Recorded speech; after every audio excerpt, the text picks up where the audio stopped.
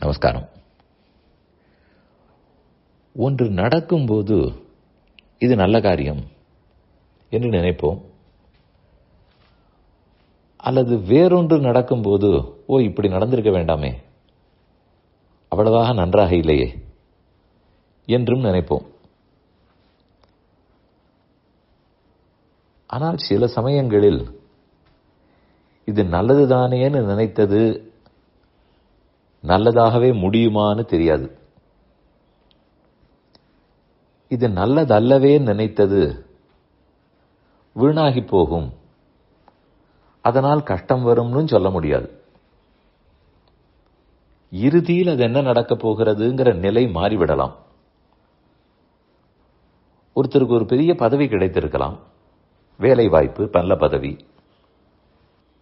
ஆனால் தன் ஊரை விட்டு குடும்பத்தை விட்டு தள்ளி இருக்க வேண்டிய தேவையும் ஏற்பட்டிருக்கலாம்.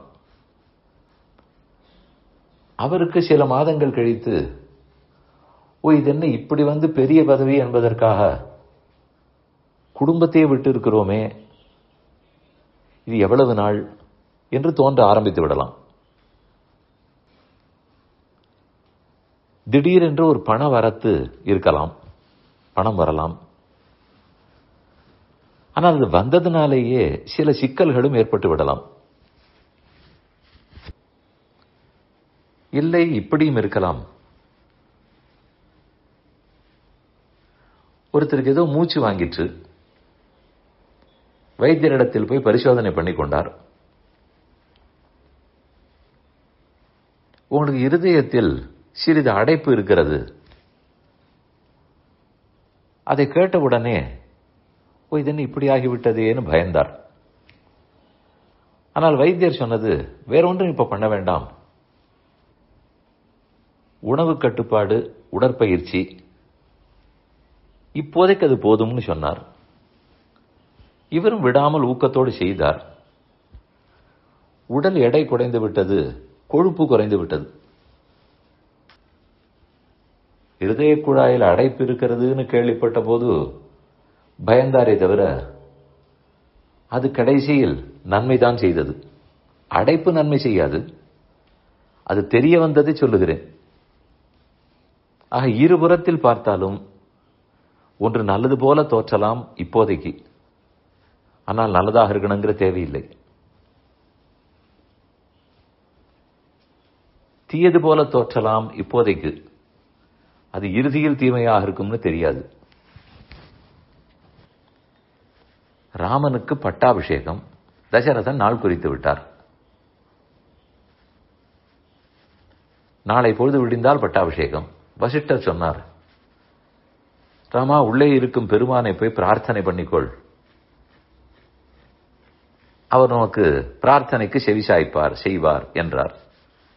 ராமன் உள்ளே சென்றார். இன்று ஸ்ரீரங்கத்தில் கிடக்கும் பெருமாள் தான், சயனித்திருப்பவர் தான் அங்கு அயோத்தியில் இருந்தார் அன்று. அவரிடத்தில் ராமபிரான் பிரார்த்தித்துக் கொண்டார். மறுநாள் பட்டாபிஷேகம் தடைப்பட்டு விட்டது. நமக்கு என்ன தோணும்? இது என்ன, ராமன் பிரார்த்திக்கிறார், வசிஷ்டர் வேண்டுகோளுக்கு சொல்லுகிறார், நடக்கவில்லையே, அவ்வளவுதானான்னு தோன்றும். ராமன் என்ன வேண்டினார் என்றே தெரியாதே, அது சொல்லப்படவில்லை. நன்றாக நடக்க வேண்டும்னு வேண்டினாரா, நின்று போக வேண்டும்னு வேண்டினாரா, தெரியாது.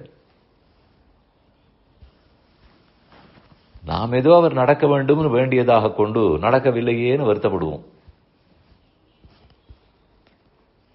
அவருக்கு பட்டாபிஷேகம் நின்றால்தான் தேவர்கள் என்ன பிரார்த்தித்தார்களோ, ராட்சசர்களை அழிக்க வேண்டும்னு கேட்டுக்கொண்டது நிறைவேறும். பட்டாபிஷேகம் நன்றாக நடந்தேறிவிட்டால் காட்டுக்கே செல்ல மாட்டாரே. இப்ப எப்படி அரக்கர்களை அழிக்க? சரி, காட்டுக்கு போவதும் கஷ்டம்தானேன்னு சொன்னால் வாஸ்தவம். ஆனால் தேவர்கள் வேண்டுகோளை நிறைவேற்ற போய்த்தானே ஆக வேண்டியிருக்கிறது. இன்னொன்று, அங்கு சென்றபடியால் தானே சரபங்கர், சுதீஷ்ணர், அகஸ்தியர், எத்தனை ரிஷிகளை சந்திக்க முடிந்தது.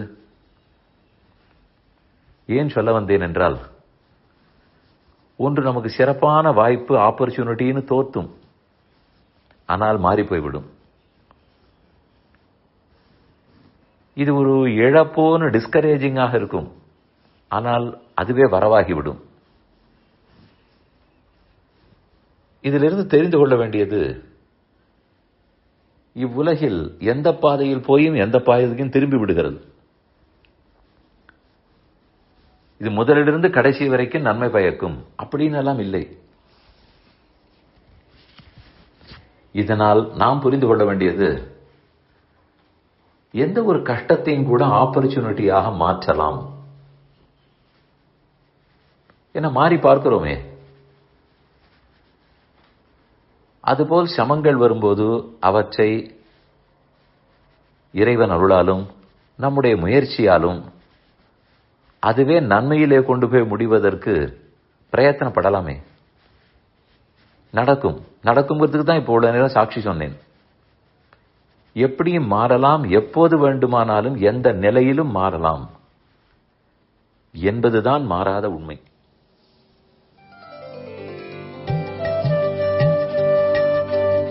இந்த என் பணி ஆடியோவை உங்களுக்காக வழங்கியவர் வேலுக்குடி ஸ்ரீ கிருஷ்ணன் சுவாமி. இந்த ஆடியோவை தினமும் உங்கள் மொபைலில் பெற கிஞ்சித் என் பணி KINCHITENPANI என்ற ஆப்பை கூகுள் பிளே ஸ்டோரிலோ அல்லது ஆப்பிள் ஐஸ்டோரிலோ டவுன்லோட் செய்து கொள்ளவும். தினம்தோறும் இது போன்ற உபன்யாசங்களை கேட்டு மகிழவும்.